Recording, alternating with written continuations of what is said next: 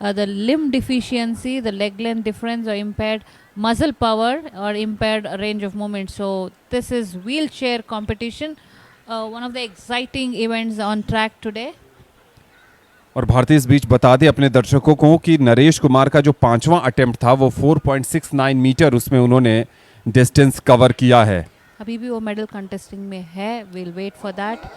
जी हाँ, आप सही बता रही हैं। अनिल प्रसन्ना श्रीलंका के हैं, उन्होंने 5 मीटर से ज़्यादा का डिस्टेंस कवर किया था, यानी गोल्ड मेडल की पोजीशन पर अनिल है और नरेश इस समय दूसरे स्थान पर चल रहे हैं। लेकिन वापस लौटते हैं ट्रैक पर। So it is T54 category. We have in lane number 5 Gerald representing Philippines, wherein all the other 3 athletes are from India. Manikandan Jyoti from India, Kamalakanta Nayak from India, and Manoj Kumar Sabapati from India. So if I am not wrong, we can expect all the 3 gold, silver and bronze coming to India's pocket if everything goes good. And I really wonder what is the kind of strength that is required for the wheelchair. While I feel Anand, it is about the core and the arms, but it's really amazing to watch. And I think it is not easy to get these equipments easily, in India. It's all imported sometimes, and I'm not sure any brand that sells this kind of wheelchairs in India.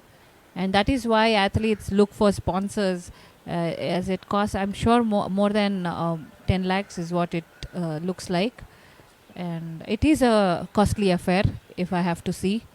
और यही कारण है कि पिछले कुछ वर्षों में भारत सरकार ने पैरालंपिक्स में शामिल होने वाले खिलाड़ियों को बहुत ज़्यादा असिस्टेंस प्रोवाइड किया है। स्पोर्ट्स अथॉरिटी ऑफ इंडिया ने इनके लिए काफ़ी सुविधाएं प्रदान की है। चलिए शुरुआत होने जा रही है पुरुषों की 400 मीटर T54 कैटेगरी।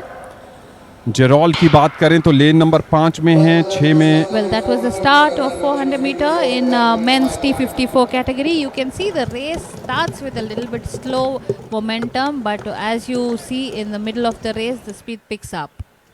जी हाँ, इस समय फार साइड पर यानी लेन नंबर 8 में जो मनोज कुमार हैं सभापति सबसे आगे चल रहे हैं। उनके ठीक पीछे कमलकांत हैं। कमलकांत इस समय तीसरे या चौथे स्थान पर चल रहे हैं। मणिकंदन और मनोज कुमार के बीच इस समय टफ फाइट है। मनोज कुमार और मणिकंदन बिल्कुल नेक टू नेक फाइट देते नजर आ रहे हैं। लेकिन क्या यहां पर मनोज कुमार सभापति और मणिकंदन नेल बाइटिंग फिनिश, लेकिन मणिकंदन ने यहां पर बढ़त बना ली है अगर देखें तो। So that's the last 100 meters for lane number 8. Kamalkantan Nayak. Lane number 8 में मनोज कुमार हैं और लेन नंबर 6 में है मणिकंदन। इन दोनों के बीच कड़ी टक्कर। मणिकंदन क्या इस रेस को फिनिश कर पाएंगे? ओह, बहुत क्लोज फिनिश। और ये देखिए, ये इस समय जेरोल्ड तीसरे स्थान पर फिनिश करते नजर आ रहे हैं।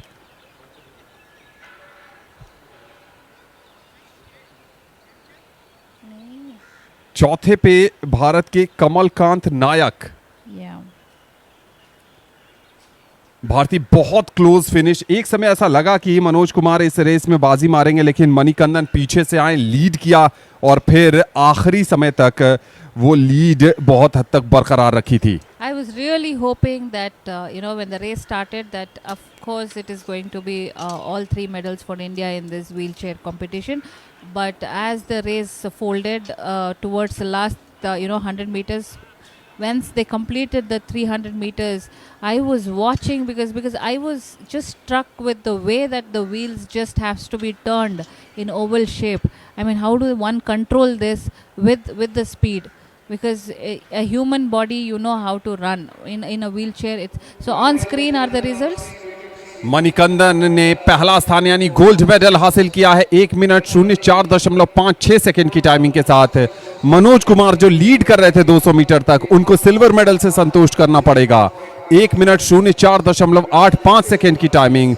और जेरोल्ड के खाते में गया है ब्रॉन्ज मेडल 1 मिनट 08.67 सेकंड।